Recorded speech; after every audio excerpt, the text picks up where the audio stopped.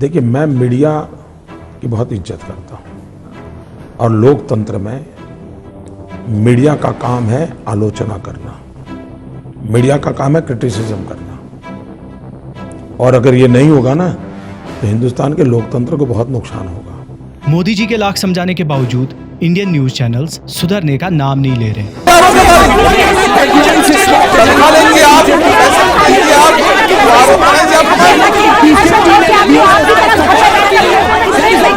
इनकी इन्हीं हरकतों की वजह से रियल और एथिकल जर्नलिज्म इंडिया में अब अपने लास्ट स्टेज पे है। आज से कुछ 20 या 30 साल पहले जर्नलिज्म का गोल्डन पीरियड माना जाता था, जब जर्नलिज्म कुछ ऐसी दिखती थी। प्रमुख राजनीतिक दलों ने देश की ताजा राजनीतिक स्थिति के बारे में आज अपना विचार विमर्श जारी रखा। इस बीच राष्ट्रपति श्री आर वेंकटरामन ने आज संवैधानिक विशेषज्ञों के साथ विचारों का और आदान प्रदान किया। लेकिन आजकल कुछ ऐसी दिखती है। तो पाकिस्तान अब टिड्डियों को आतंकी बनाकर भारत भेज रहा है कि क्या आतंकियों के बाद भारत में टिड्डियों वाली साजिश कर रहा है पाकिस्तान। लेकिन इस गोल्डन पीरियड ऑफ जर्नलिज्म से पहले का भी एक सच है जिसके बारे में ज्यादा लोग नहीं जानते। Fake news, sensationalism, miss information, disinformation, scandals news, nudity, जो कुछ भी आजकल हम न्यूज चैनल्स और न्यूज़पेपर्स और सोशल मीडिया पे देखते हैं, इस सब की शुरुआत 2 अमेरिकन बंदों ने 19वीं सदी में ही करी थी। तो कौन थे ये 2 अमेरिकन बंदे और उन्होंने ऐसा क्यों करा, और क्या है जर्नलिज्म के गोल्डन पीरियड से पहले का सच, आज के इस वीडियो में जानेंगे। और साथ में ये भी समझेंगे कि रियल और एथिकल जर्नलिज्म इंडिया में किन एक्चुअल रीजंस की वजह से अब अपने लास्ट स्टेज पे है। लेकिन ये सब समझने के लिए हमें शुरू से शुरू करना पड़ेगा।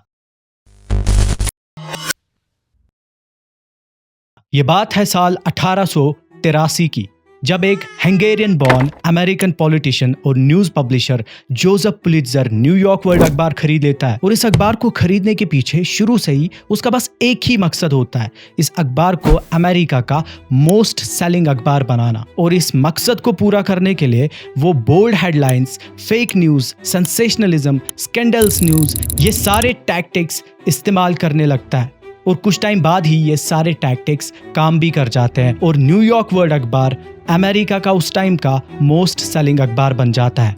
और लोगों में इस अखबार को लेके एक अलग लेवल का क्रेज बन जाता है। ये सब देख के एक और पॉलिटिशियन और न्यूज पब्लिशर विलियम रैंडॉल्फ काफी ज्यादा इंस्पायर हो जाता है और 1895 में वो न्यूयॉर्क जर्नल अखबार खरीद लेता है। और शुरू से ही उसका भी बस यही मकसद बन जाता है, इस अखबार को अमेरिका का नंबर 1 अखबार बनाना। और इस मकसद को पूरा करने के लिए वो भी एज एक्सपेक्टेड पुलित्जर के ही टैक्टिक्स यूज करना शुरू करता है, फेक न्यूज और सेंसेशनलिज्म को बढ़ावा देना शुरू करता है। और इस तरह से ये दोनों एक दूसरे के स्ट्रॉन्ग कंपटीटर्स बन जाते हैं और इन दोनों में जंग छिड़ जाती है, एक दूसरे को आउटसेल करने की और एक दूसरे से ज्यादा पैसा कमाने की जंग।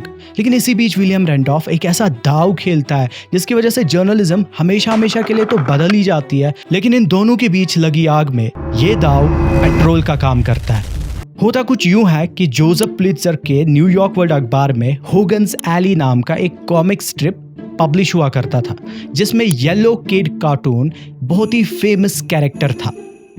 विलियम रैंडॉल्फ इस कॉमिक स्ट्रिप के कार्टूनिस्ट रिचर्ड एफ आउटकल्ट को ज्यादा पैसे देके अपनी तरफ कर लेता है और येलो किड कार्टून को अपने अखबार न्यूयॉर्क जर्नल में पब्लिश करना शुरू करता है। अब जाहिर सी बात है, ये बात सुन के पुलित्जर को काफी ज्यादा गुस्सा आ जाता है और वो एक दूसरे कार्टूनिस्ट को हायर करके येलो किड कार्टून अपने अखबार में पब्लिश करना कंटिन्यू करता है। इस तरह से अब दोनों ही अखबारों में same yellow kid cartoon publish हो रहा था और दोनों ही अखबार फेक न्यूज और सेंसेशनलिज्म को बढ़ावा दे रहे थे। ऐसे में उस टाइम के बाकी अखबार, मैगजीन्स और जर्नलिस्ट इनकी इस सेंसेशनलिस्ट टाइप ऑफ जर्नलिज्म से तंग आते हैं और वो इनको कॉल आउट करना शुरू करते हैं, क्रिटिसाइज करना शुरू करते हैं और डिसरिस्पेक्टफुली इनकी इस टाइप ऑफ जर्नलिज्म को येलो किड जर्नलिज्म या येलो जर्नलिज्म बुलाना शुरू करते हैं। तो इस तरह से ये येलो किड कार्टून एक सिंबॉलिक फिगर बन जाता है और यहाँ से येलो जर्नलिज्म की शुरुआत होती है। लेकिन इस क्रिटिसिज्म का इन दोनों पे कोई असर नहीं होता और ये येलो जर्नलिज्म की सारी हदें पार करते हैं। शायद यही वजह है कि most historians American Spanish war जो 1898 में क्यूबा में हुई थी, इन दोनों को उसका कसूरवार मानते हैं। इस बात का अंदाजा आप इस किस्से से लगा सकते हो कि विलियम रैंडॉल्फ ने अपने एक इलस्ट्रेटर को क्यूबा भेजा था इस इंटेंशन के साथ कि वहाँ पे जंग होगी और ये वहाँ से पिक्चर्स ड्रॉ करके वापस आएगा। लेकिन क्यूबा में कुछ टाइम गुजारने के बाद रेमिंगटन विलियम रैंडॉल्फ को एक टेलीग्राम भेजता है कि सर यहाँ पे कोई जंग नहीं हो रही, सब कुछ ठीक है, मैं घर वापस आना चाहता हूँ। लेकिन विलियम रैंडॉल्फ उसको जवाब भेजता है, you furnish the pictures, I will furnish the war. तुम पिक्चर्स बनाना शुरू करो, मैं जंग करवाता हूँ। हालांकि इस पर्टिकुलर किस्से को काफी हिस्टोरियंस एग्जैजरेशन भी समझते हैं, लेकिन एक बात बिल्कुल भी एग्जैजरेशन नहीं थी, वो ये कि इन दोनों ने एक इम्पॉर्टेंट रोल प्ले करा अमेरिकन स्पेनिश वॉर को उकसाने और भड़काने में, अपने न्यूज़पेपर्स को एज प्रोपेगेंडा पीसेस यूज करके और सेंसेशनलिज्म और फेक न्यूज़ को फैला के। लेकिन इंटरेस्टिंगली ये एक ऐसा पीरियड था जब जर्नलिज्म अभी भी डेवलपमेंटल स्टेज में थी, अभी भी professionalism degree courses journalism schools establish नहीं हुए थे और ना ही कोई रूल्स रेगुलेशंस या एथिक्स या वैल्यूज फॉर्मुलेट या फ्रेम हुए थे। लेकिन इस वॉर के बाद से प्रोफेशनलिज्म, डिग्री, ट्रेनिंग, एथिक्स और वैल्यूज की बातें होने लगी और इसी वजह से 20th सेंचुरी को जर्नलिज्म का गोल्डन पीरियड माना जाता है in terms of professionalism and ethics and values.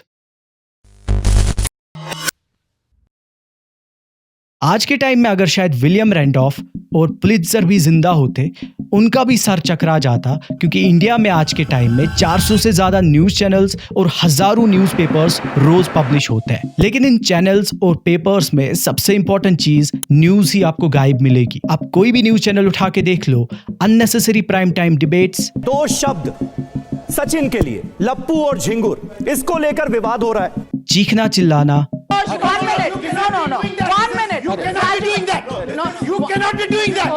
गाली गलोच, नो माय डियर फ्रेंड, मैं तुम्हें भड़वा कहता हूँ, दलाल कहता हूँ, और बताओ और इससे ज्यादा भी कुछ बोलिए। मारपीट,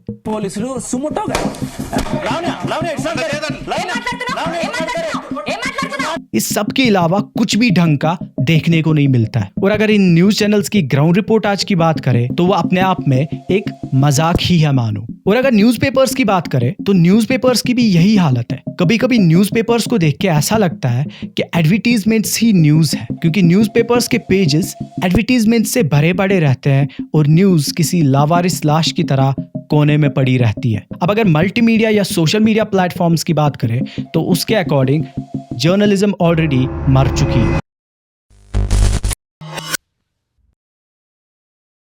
लेकिन अब एक इंपॉर्टेंट सवाल ये बनता है कि आज से 20 या 30 साल पहले जर्नलिज्म का गोल्डन पीरियड था। एक जर्नलिस्ट को वॉचडॉग, गेटकीपर, फोर्थ स्टेट जैसे टाइटल्स दिए जाते थे। जर्नलिज्म को एक नोबल और रिस्पेक्टेड प्रोफेशन माना जाता था। तो इतना जल्दी ये येलो जर्नलिज्म का सर्कल कैसे पूरा हुआ? इसका कोई जवाब नहीं है। लेकिन हमारे पास इसका जवाब है। जब भी जर्नलिज्म के गिरते स्टैंडर्ड या डाउनफॉल के बारे में बात होती है तो मोटे मोटे तौर पे 2 या 3 रीजंस को ही हाईलाइट किया जाता है। Censorship, government pressure, political pressure, corporate pressure, जो कि सच है। लेकिन इन सब के अलावा कुछ और भी इक्वली इंपॉर्टेंट रीजंस हैं जो ना ही ज्यादा हाईलाइट करे जाते हैं और जिनके बारे में ज्यादा बात नहीं होती, लेकिन वो जर्नलिज्म को अंदर ही अंदर दीमक की तरह खा रहे हैं। तो क्या है वो रीजंस, आज के इस वीडियो में समझते हैं। इंटरनेट एंड सोशल मीडिया दोनों ही मेन कल्प्रिट है जर्नलिज्म के डाउनफॉल के पीछे। हालांकि इस बात में कोई दो राय नहीं है कि इन दोनों की वजह से जर्नलिज्म पे कुछ पॉजिटिव इंपैक्ट भी देखने को मिला है। जैसे अब एक जर्नलिस्ट के लिए न्यूज को गैदर करना, कंपाइल करना और लोगों तक पहुंचाना काफी आसान हो गया है। अब जर्नलिस्ट को बड़ी बड़ी मीडिया हाउसेस के रहमो करम पे नहीं जीना पड़ता। अब उनके पास अपना काम करने और दिखाने के लिए बहुत सारे प्लेटफॉर्म्स का ऑप्शन है और इसकी प्राइम एग्जांपल रवीश कुमार है। अब आम लोगों को सुबह के अखबार का या रात को टीवी या रेडियो पे न्यूज का इंतजार नहीं करना पड़ता। एक क्लिक और पूरी दुनिया भर की खबर उनकी हथेली पे आ जाती है। लेकिन इन सब फायदों के बावजूद इसके नुकसान कई गुना ज्यादा है और कई गुना खतरनाक भी। Fake news, misinformation, disinformation, sensationalism, rumours, propaganda, ये सारी चीजें इंटरनेट एंड सोशल मीडिया के आने के बाद एक एक्सट्रीम लेवल पे पहुंच गई है। यूनेस्को ने साल 2023 में दुनिया के कुछ 16 मुल्कों में, जहां 2024 में इलेक्शंस होने वाले हैं, डिसइंफॉर्मेशन के मामले में एक सर्वे कंडक्ट करी। और इस सर्वे के अकॉर्डिंग पिछले 15 सालों में इंटरनेट और social media primary source of news and information बन गए हैं। और इन 16 मुल्कों की 56% इंटरनेट यूज करने वाली जनता अपनी न्यूज और इंफॉर्मेशन सबसे ज्यादा सोशल मीडिया से ही कंज्यूम करती है। और इंटरेस्टिंगली इन 16 देशों के मैक्सिमम लोगों का यही मानना था कि डिसइंफॉर्मेशन सबसे ज्यादा सोशल मीडिया पे ही आग की तरह फैलती है। और वहीं 87% इंटरनेट यूजर्स का मानना है कि उनके रिस्पेक्टिव कंट्रीज के अपकमिंग इलेक्शंस में डिसइंफॉर्मेशन एक बहुत ही बड़ा रोल प्ले करेगा। ऐसे ही वर्ल्ड इकोनॉमिक फोरम की ग्लोबल रिस्क रिपोर्ट के according miss information and disinformation अगले 2 सालों में पूरी दुनिया भर के लिए एक बहुत ही बड़ा रिस्क या थ्रेट रहने वाला है और इसमें इंडिया नंबर 1 रैंक पे है। अब तो हाल ऐसा हो गया है कि वेल इन्फॉर्म्ड और पढ़े लिखे इंसान के लिए भी रियल और फेक के बीच में फर्क बताना मुश्किल हो गया है। और इस बात का अंदाजा आप इस फिगर से लगा सकते हो। साल 2023 में ही खाली 5 लाख से ज्यादा deep fake videos social media पे बनाए और शेयर करे गए। तो ऐसे में एआई टेक्नोलॉजी के आने के बाद रियल और एथिकल जर्नलिज्म के लिए खतरा और भी ज्यादा बढ़ गया है।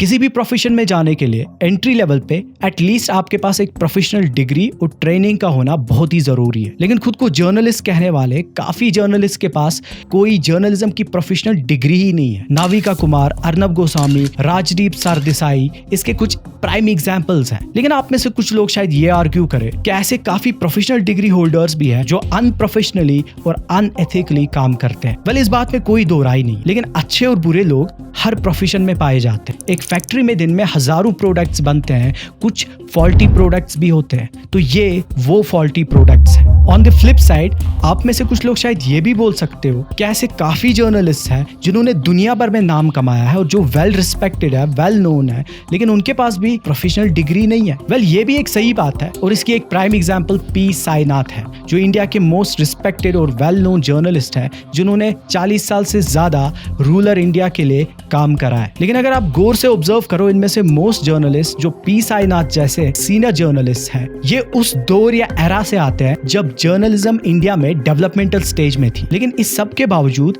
एक दिन नींद से उठ के अपने नाम के आगे और पीछे जर्नलिस्ट लगा के इन्होंने ये डिसाइड नहीं करा कि आज से हम जर्नलिस्ट हो गए। उल्टा सालों एज रिपोर्टर्स और कब रिपोर्टर्स काम करके, चप्पलें घिसके, पेन घिसके, एथिक्स और वैल्यूज सीखे इस लायक बने कि लोग इन्हें जर्नलिस्ट कहने लगे। और इंटरेस्टिंगली इसी साल जून के महीने में इंडिया का वन ऑफ द रिप्यूटेड और फेमस जर्नलिज्म स्कूल IIJNM, जो बेंगलुरु में 24 सालों से ऑपरेशनल था, क्लोज डाउन करा जाता है, क्योंकि पिछले कुछ सालों में एडमिशन के लिए स्टूडेंट्स का नंबर घटता जा रहा था। जैसे कि यहाँ पे साफ दिख रहा है, साल 2020-21 में 75 स्टूडेंट्स ने एडमिशन लिया हुआ था, साल 2021-22 में 63 स्टूडेंट्स ने, साल 2022-23 में ये नंबर 57 स्टूडेंट्स पे पहुंच जाता है और फाइनली साल 2023-24 में खाली 28 स्टूडेंट्स ही एडमिशन के लिए आते हैं। और ये कोई इकलौता ऐसा केस नहीं है, पिछले साल ही एक और well known journalism school comets 23 साल के बाद से कुछ सिमिलर रीजंस की वजह से क्लोज डाउन करा जाता है। लेकिन आजकल जो जर्नलिज्म की हालत है और जिस रेट पे फेक न्यूज और मिस इन्फॉर्मेशन फैल रही है, उसको देखते हुए प्रोफेशनल डिग्री, ट्रेनिंग और एथिक्स की इंपॉर्टेंस और भी ज्यादा बढ़ जाती है।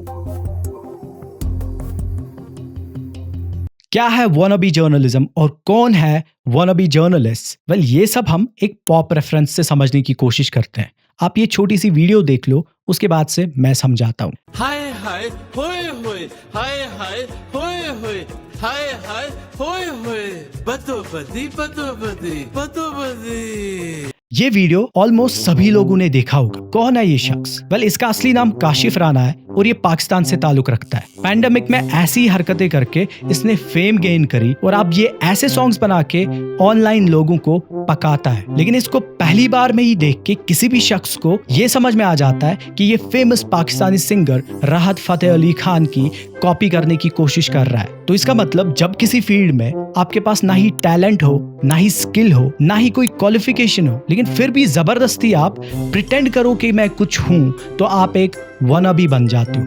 इस केस में काशिफ राना एक वनाबी सिंगर या वनाबी राहत फतेह अली खान है। बिल्कुल ऐसे ही वो लोग जो कैमरा और माइक लेके रिपोर्टिंग करने निकल जाते हैं बिना किसी डिग्री या ट्रेनिंग के या बिना किसी एथिक्स या वैल्यूज को फॉलो किए, उनको हम वनाबी जर्नलिस्ट कह सकते हैं। कुछ लोगों को लगता है कि रियल जर्नलिस्ट और वनाबी जर्नलिस्ट में 19-20 का ही तो फर्क है बस। तो मैं उन सब लोगों से ये कहना चाहता हूँ, यहाँ कोई है तो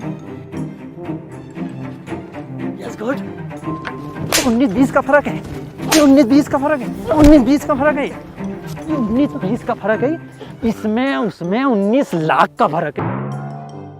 एक प्रोफेशनल जर्नलिस्ट को अपने बायस को कैसे कम करना है इसकी ट्रेनिंग दी जाती है। उसको सिखाया जाता है कि कॉन्फ्लिक्ट ऑफ इंटरेस्ट किस चीज का नाम होता है। उसको बताया जाता है कि रेप विक्टिम्स और माइनर केसेस में कैसे इंटरव्यू और रिपोर्टिंग करनी होती है। उसको सिखाया जाता है कि कैसे नेचुरल डिजास्टर्स और वॉर के टाइम पे रिपोर्टिंग करी जाती है। उसको बताया जाता है कि कॉन्सेंट और प्राइवेसी कितनी इंपॉर्टेंट होती है। लेकिन आजकल के ये वॉनबी जर्नलिस्ट इन सब चीजों से परे हैं। इस वजह से रियल और एथिकल जर्नलिज्म का नाम खराब होता है।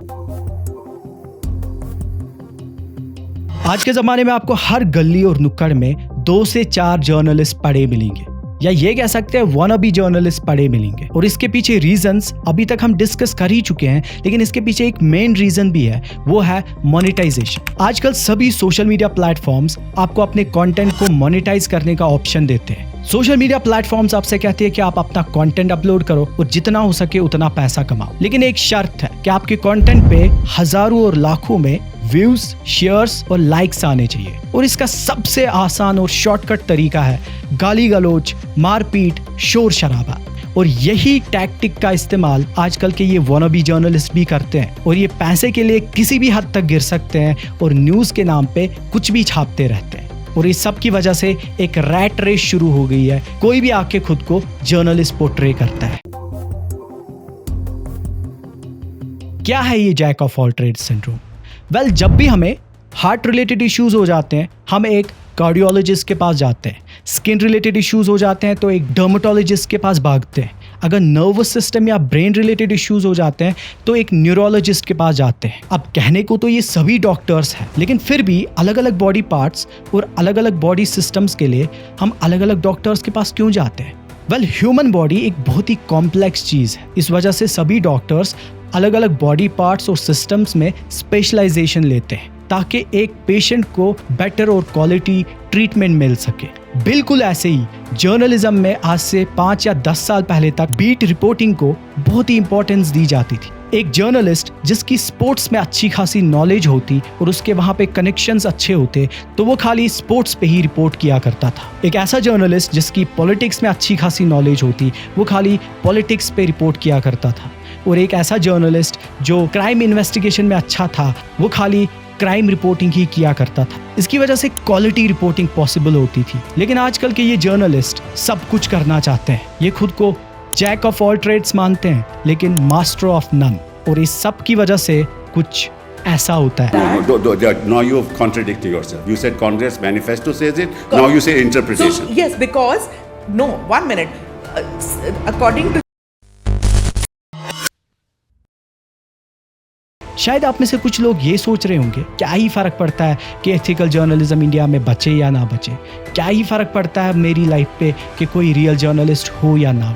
तो जाते जाते मैं आप सबसे ये इंपॉर्टेंट बात कहना चाहता हूँ। अभी शायद सब कुछ ठीक लग रहा हो आपको, लेकिन किसी दिन अगर आप पे गॉड फॉरबिड मुसीबत आ जाए तब आप चाहोगे कि एक रियल, ऑनेस्ट, पढ़ा लिखा जर्नलिस्ट आपकी बात सुने और आपकी बात सरकार या अथॉरिटीज तक पहुंचाए। लेकिन उस टाइम पे यही फेक और वॉनबी जर्नलिस्ट आपके घरों में घुस जाएंगे। आपके परमिशन और कंसेंट के बिना आपकी माँ बहनों और बच्चों के वीडियो शूट करके, फोटो शूट करके सोशल मीडिया पे डालेंगे और आपके दुख, दर्द और पीड़ा का फायदा उठा के सोशल मीडिया पे उसको सेल करेंगे। और इस सब के अलावा मीडिया बहुत ही पावरफुल चीज़ है। ये एक रात में हमारी हालत बदल भी सकता है और बिगाड़ भी सकता है। ये गाँव के गाँव, शहर के शहर में आग लगवा सकती है और एक पल में इसकी वजह से हमारी मुश्किलें आसान हो सकती है। और इस वजह से और भी ज़्यादा इम्पोर्टेंट बन जाता है कि इसमें रियल, एथिकल और ऑनेस्ट लोग हों। अब ये आपको डिसाइड करना है कि आपको इन फेक और वॉनबी जर्नलिस्ट को सपोर्ट करना है या रियल और एथिकल लोगों को सपोर्ट करना है जो कल को आपकी आवाज़ सरकार और अथॉरिटीज़ तक पहुंचाए। और अगर सच कहूँ तो सरकार और अथॉरिटीज़ भी ऐसे वॉनबी और फेक जर्नलिस्ट को सीरियसली नहीं लेती। आज के इस वीडियो में बस इतना ही। अभी के लिए गुड बाय।